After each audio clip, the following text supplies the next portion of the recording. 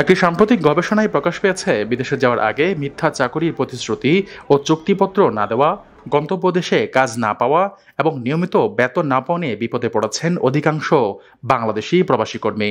গবেষণায় দেখা গেছে, প্রায় ৭৫% কর্মী বিদেশে যাওয়ার আগে তাদের কোনো চাকরির চুক্তিপত্র পাননি এবং ৪৭% গন্তব্য দেশে ওয়ার্ক পারমিটও পায়নি। এমনকি যারা ওয়ার্ক পারমিট পেয়েছেন তাদের মধ্যে মাত্র অল্পাংশই সত্যিকারের চাকরি পেয়েছেন।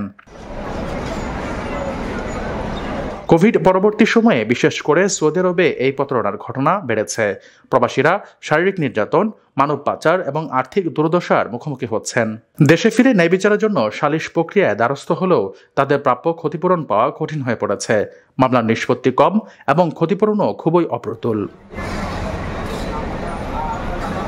গবেষণায় উঠে এসেছে, নিয়োগ প্রক্রিয়ায় ব্যাপক অনিয়ম, অবৈধ দালালের ভূমিকা, দুর্বল প্রশাসনিক তদারকি প্রবাসীদের দুর্দশার মূল কারণ। প্রবাসীদের জীবন ও অধিকার সুরক্ষায় সরকারের দ্রুত কার্যকর ব্যবস্থা গ্রহণের দাবি জানানো হয়েছে।